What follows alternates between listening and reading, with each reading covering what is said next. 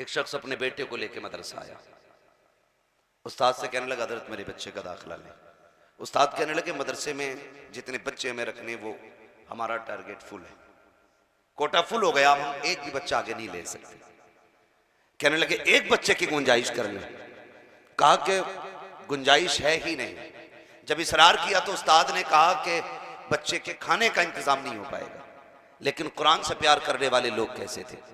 कहने लगे हजरत दस्तरखान पे ना सही, जब पढ़ने वाले खा के उठ जाया करे तो जो दस्तरखान से इकट्ठा किया हुआ खाना हो ना, वो मेरे बच्चे को खिला दिया करना। मैं इस पे भी राजी हूं कि गिरा हुआ खाना मेरे बच्चे को खिला दिया जाए। जब जज्बा सच्चा था रब ने इंतजाम किया। एक दिन गुजरे थे, खातून आ गई, बूढ़ी खातून लाठी टेक के आई। आके कहने लगी मौलवी साहब घर में कोई नहीं है, न बेटा है, न शोहर है, न कोई है, अकेली रहती हूं, एक कुरान वाला मुझे दे दे ताकि वो मेरे साथ खाया करे, मैं उसके साथ खा लिया करूं। उस्ताद को जैसी सुना इतनी बस खुश हो गए। फरमाया जाओ ये बच्चा लेके चली जाओ। वो बूढ़ी उस बच्चे को घर दिखाने लाई। बेटे रोज यहां आना है, मैं बूढ़ी हूं, कमजोर हूं, खाना नहीं ला सकती हूं तेरे लिए, मेरे लाल इतनी दुश्वारी उठाना, तू मेरे घर आना खाने के लिए। याद रखना बेटे, देर ना करना, पहली रोटी तू खाएगा, बाकी बाद की रोटी हम खाएंगे। ये माँ ने जब बच्चे से इतना कहा, बच्चे ने इतना सुना, अल्लाह अकबर, बच्चा जाने लगा खाने के लिए। जब खाने के लिए आना जाना बच्चे ने शुरू कर दिया, वक्त गुजरता गया, आता जाता रहा। उसूल यही था, बच्चा नहीं खिलाती थी, पहली रोटी कुरान वाले को खिलाती थी। वो दिन भी आया, रब ने इस बच्चे को हाफिज कुरान बनाया, हाफिज कुरान बनाया। और जब सूरे नास मुकम्मल हो रही थी, पूरा परिवार बैठा हुआ था, पूरा परिवार बैठा हुआ था, हार लिए बैठे थे, मुबारकबादी के लिए बैठे हुए थे। सारे लोग मुंतजिर थे, जैसी सूरे नास मुकम्मल होगी हम आगे बढ़ के गले में हार डालेंगे। कोई चाहता था सीने से लगाएंगे, जैसे हिफ्ज मुकम्मल हुआ है सबसे पहले बाप उठा सीने से लगाने के लिए। बच्चे ने इशारा कर दिया, बट ठहर जा, अभी किसी और को मुबारकबाद देनी है। सबको रोका, बच्चे ने दौड़ लगाई। उस्ताद ने कहा किधर जा रहा है? पूरा परिवार तेरा इधर है। बच्चे ने कहा था मुबारकबाद का पहला हक उसका है जो आज तक मुझे पहली रोटी बना के खिलाती रही है। दौड़ लगा दी है, दौड़ के जाता है तो क्या देखता है, जिस दरवाजे पे रोज खाना खाने आता था आज उस दरवाजे पे लोगों की भीड़ लगी हुई है। क्या हो गया? खैर तो है। किसी ने कहा आज सुबह इस खातून का इंतकाल हो गया है। बच्चे की चीख निकल जाती है, रोता हुआ वापस आया। उस्ताद ने कहा बेटे क्या हुआ? हंसते हुए गए थे, रोते हुए क्यों आए हो? कहा उस्ताद जी जिसके हाथ की रोटी खा करके हाफिज कुरान बना था, आज मैं पहली मुस्कान उसके चेहरे पे देखना चाहता था, लेकिन मशीयत को कुछ और ही मंजूर था। आज उसका इंतकाल हो गया है। रोते रोते बच्चा बैठ गया। अगले दिन का जब सूरज निकला, गलियों में बातें हो रही थी। कोई कहता था मैंने इसे जन्नत में देखा है, कोई कहता था मैंने देखा है। तीसरा निकल के आया, कहा मैंने जन्नत की वजह पूछी, उसने मैंने कहा खातून बता तो सही तुझे जन्नत कैसे मिल गई? तो खातून ने कहा था कि मैं जो पहली रोटी कुरान वाले को खिलाती थी, रब की बारगाह में पहुंची, अल्लाह ने फरमाया क्या लेके आई है? कोई अमल मेरे पास नहीं था। उसने कहा जा, मैंने कुरान वाले के सदके में तेरे गुनाहों को माफ फरमा दिया। बाप को पूरी जिंदगी इतना मौका नहीं मिल सकता, क्योंकि जब तुम पढ़ रहे थे तो मजदूरी करके तुम्हें पढ़ा रहा था।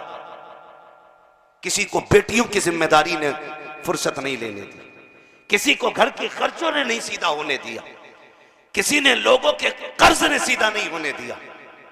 मैं हाफिजों से गुजारिश करूंगा, तुम हाफिज बने हो, इतना ख्याल करना अगर तुम्हारी जिंदगी में बाप कब्रिस्तान चला जाए तो जब लोग मिट्टी दे के लौट आए, तुम्हें लौट के नहीं आना है, तुम्हें लौट के नहीं आना है।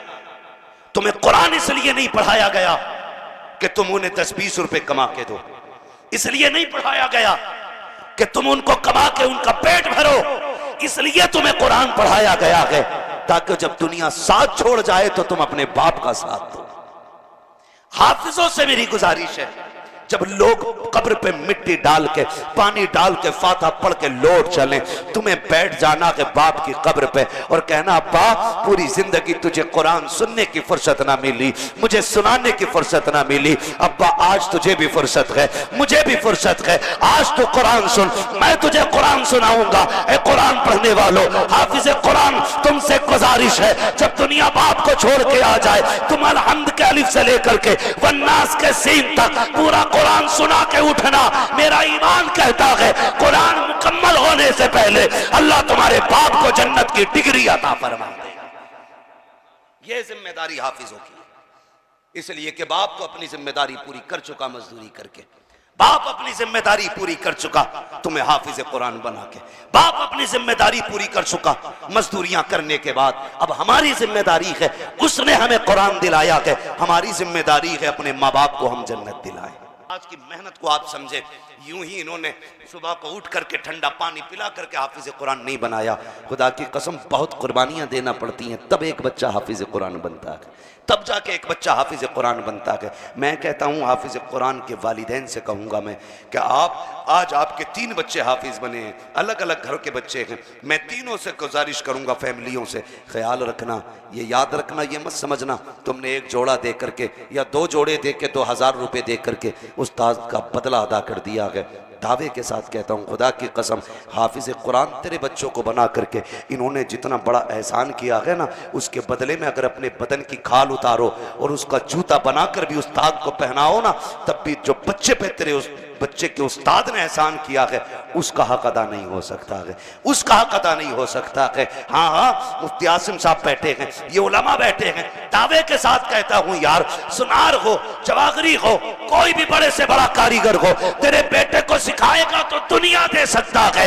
ये कुरान वाले जब तेरे बेटे को सिखाते हैं तो दुनिया नहीं बल्कि जन्नत का सर्टिफिकेट दे दिया और जन्नत का टिकट किसी भी। सुभान अल्लाह, सुभान अल्लाह। इसलिए आपसे गुजारिश है कुरान से भी प्यार करें, कुरान वालों से भी प्यार करें। मैं फिर मुबारकबाद पेश करता हूँ बस्ती वालों को, कमेटी वालों को, तमाम ही अहले इस्लाम को जिन्होंने कुरान से प्यार किया, मोहब्बत कर रहे हैं। अल्लाह करीम सबके घरों में बरकतें अता फरमाए और हमें और आपको कुरान और साहिब कुरान की इज्जत करने की तौफीक अता फरमाए, हमें अपने बच्चों को कुरान का कारी बनाने की तौफीक अता फरमाए। आखिरी घर के अंदर कुरान का कारी होगा, कितना बड़ा फ़ायदा है। हालात आप देखें, मर जाते हैं तो लोग सोचते हैं उसे बुलवा के पढ़ा लेंगे नमाज जनाजा, उसे बुलवा के पढ़ा लेंगे, फलां पढ़ा देगा। मेरे भाई एक बात बताओ, जो बाप की मैयत का दर्द बेटे के सीने में होगा वो किसी और के सीने में नहीं होगा, बेटे की मैयत का दर्द जो बाप के सीने में होगा वो किसी और के सीने में नहीं होगा। क्या ये अच्छा हो कि जनाजे पे तू लेटा हो, मुसल्ले पे तेरा बेटा खड़ा हो और वो तेरी कुर्बानियाँ याद करके आंख में आंसू भर के ला के कहे मालिक पूरी ज़िंदगी मेरे नाम कर गया है, मैं कुछ न दे सका, या अल्लाह मेरे बाप की मगफिरत फरमा दे। आंखों में आंसू भर के जब वो बेटा अपने बाप के मुसल्ले पे खड़े होकर नमाज जनाजा पढ़ाएगा तो मोती समझ के शान करीमी ने चुन लिए। तेरी पलकों से आंसू बाद में गिरेंगे, वो इतना करीम है कि तेरे बाप की मगफिरत आंसू गिरने से पहले फरमा देगा। इसलिए अपनी आखिरत का इंतजाम कर लें। लहद में इश्क़ रुख़ शह का दाग लेके चले, अंधेरी रात सुनी थी चराग लेके